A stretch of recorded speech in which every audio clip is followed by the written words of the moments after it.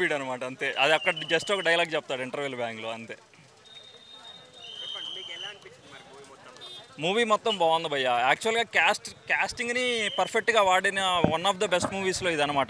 ఏదో పెద్ద పెద్ద క్యాస్టింగ్ని తీసుకొని ఒక్కళ్ళని కూడా సరిగ్గా వాడకుండా అన్నట్టు లేదనమాట. ఎవ్రీ క్యారెక్టర్ అనేది నోటీసబుల్. ఈవెన్ దో అల్ల నరేష్ గారి క్యారెక్టరు హీరో గారిని కొంచెం డామినేట్ చేసినట్టు అనిపిస్తుంది. ఆ విధంగా ఉంది సినిమా మాత్రం అదుర్సు. అది ఎవ్రీ క్యారెక్టర్ మస్ట్ అండ్ షుడ్గా ఎవ్రీ క్యారెక్టర్ని ఆడియన్స్ ఫాలో అవుతారు. ఎవ్రీ క్యారెక్టరైజేషన్ అనేది స్టోరీ లైన్ పరంగా చూస్తే ఎవ్రీ క్యారెక్టర్కి ఇంపార్టెన్స్ ఉంటుంది. అది విలన్ గారి క్యారెక్టర్ కానీ అందరూ సూపర్గా చేశారు. పర్ఫార్మెన్స్ మాత్రం చింపి పడేశారు.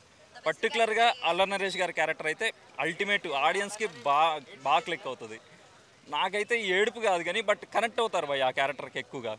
ఒక కమెడియన్ లాంటి క్యారెక్టరు అట్లా కొంచెం ఎక్కువ కనెక్ట్ అవుతారు అనమాట. రీసెంట్ టైమ్స్లో ఇలాంటి అల్ల నరేష్ గారికి కూడా ఒక మంచి కంబ్యాక్ అని చెప్పుకోవచ్చు నాగార్జున గారి కన్నా కానీ. సినిమా మాత్రం మస్తు ఉంది. అందరూ మస్ట్ వాచ్ సంక్రాంతి ఫిలిం భయ్య.